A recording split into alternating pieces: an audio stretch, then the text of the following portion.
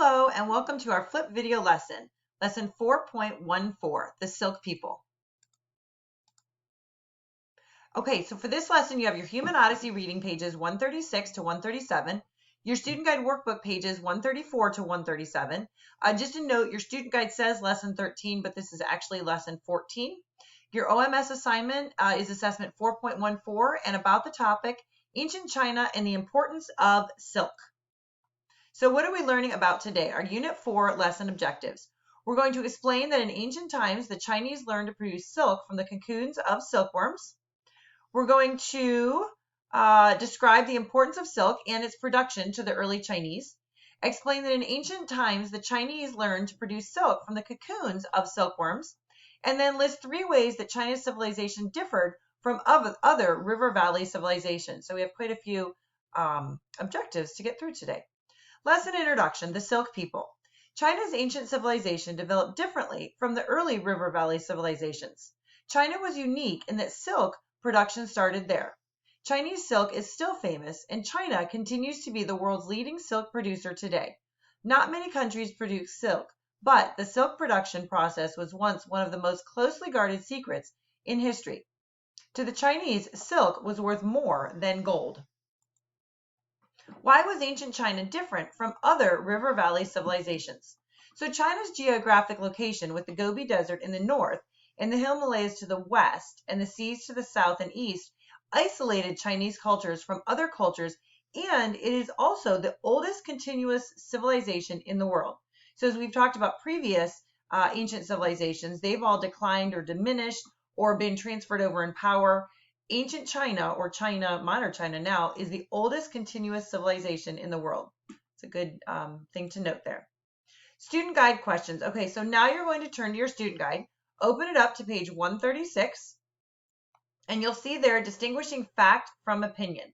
So we're going to go ahead and talk about this just for a few minutes during this flip video lesson, and you can go ahead and fill in the answers as we go along. So question number 1, archaeological evidence indicates that silk production may have begun in China as early as 2700 BC. That is a fact. Question number 2, producing silk is a multi-step process that involves plants, insects, and humans. That also is a fact. Question number 3, producing silk was considered women's work in ancient China. That is considered a fact. Question number 4, silkworms are ugly. That's an opinion. Question number 5, clothing made from silk is very soft. That's a fact. Question number 6, clothing made from silk is beautiful. That would be an opinion. Question number 7, silk has been found in royal tombs. That is a fact. It was a known thing of royalty to have silk. Question number 8, silk is prettier than gold. That's an opinion. Question number 9, silk was very valuable. That is a fact. And question number 10, the Chinese were smarter than people in other ancient civilizations. That is an opinion. So you can pause this video if you need to look at this further or if you need to fill in the answers. Here we come to question 7, which is also on page 136 in your student guide. The question asks, now think about the facts, the ones that we just went over, and form an educated opinion of your own. Write a paragraph expressing your ideas about the Chinese and silk production. Why do you think they so carefully guarded the secret of how to produce silk and use facts to support your opinion? So just some quick idea starters for your paragraph. Silk was in demand but difficult to produce, and therefore it was valuable. The Chinese guarded the secret to control production and keep the profits. Their trade depended on silk, and they did not want to lose trading power. And they took pride in producing silk, and it made China unique. So you can use those idea starters to develop your paragraph. And again, you can pause this video to go ahead and complete that in your student guide. And this activity is optional. It is on page 130, sorry, I didn't put the page number up there, on page 137. I have 136, sorry about that, it's a typo. It should be turned to page 137 in your student guide. That page is optional, Writing a Religion in Ancient China. It's basically a format outline that you can do to kind of organize your thoughts about ancient China. Okay, so now we're going to take a quick pause in our regular flip video, and we're going to go ahead and watch a video within our flip video. Silk. This is where it all begins, with the mulberry tree. And Matthew is going to show us how the mulberry becomes a piece of silk. Yes, let's go. These are the silkworms. Their life cycle is like 30 days, so I think now they're like 24 days old. Can I touch one? Of course, pick up one. I've never really wanted to touch a worm, but these look very touchable. Their body now is full of liquid, and the liquid will later become silk. When they're ready to spin the silk cocoon, they will put their forehead up, and then they won't eat anything. When the silkworms are ready, they will be taken here and they're put on the straw mountains. On straw. These are rice straw, are they? Yeah, they are rice straw. But of course, we need to make sure no two silkworms are too close to each other. Because otherwise they Otherwise, fuse. The filaments are going to be twisted. Right. It's not good. The next step is to sort the good cocoons from the bad ones. And what makes a bad cocoon? Well, you can see this is a twin cocoon. So there are two silkworms inside. Right, you're right. And then some of them get stains. Yeah, they're a bit discolored. Yeah, that's right. Okay. So that's sorting the good from the bad. Yes.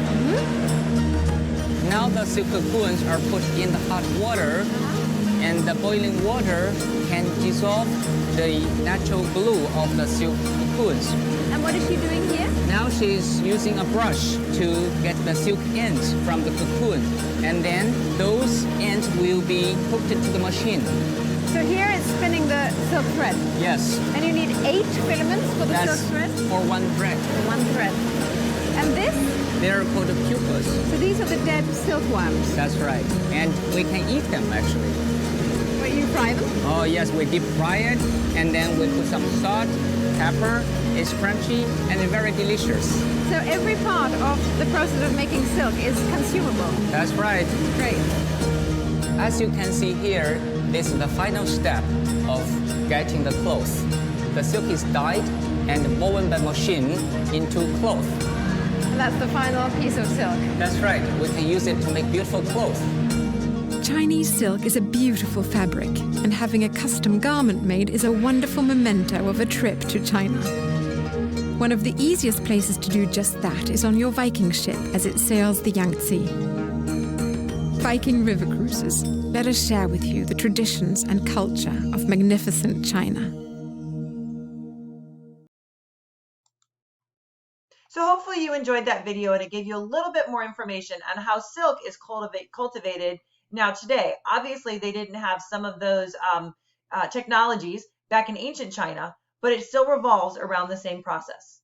So please make sure that you do complete your reading pages 136 to 137 in your Human Odyssey book. And we come to our vocabulary section of our flip video lesson. You do need to understand these words in order to complete the assessment and have a full understanding of this lesson. Cocoon is a silky case spun by the larvae of many insects for protection in the pupal stage. A silkworm is the larva, the active immature form of an insect or caterpillar of the Bombyx mori moth. So that silkworm is actually the larva, the immature portion of a moth. Continuous means forming an unbroken whole without interruption. And then multi-step means involving 2 or more distinct steps or stages. And here we come to our quote section. The things we see are the mind's best bet as to what is out front. And that's said by Adelbert Ames. Thank you so much for joining me today. We are at the end of our flip video lesson. Motivation is what gets you started. Habit is what keeps you going. Have a great day.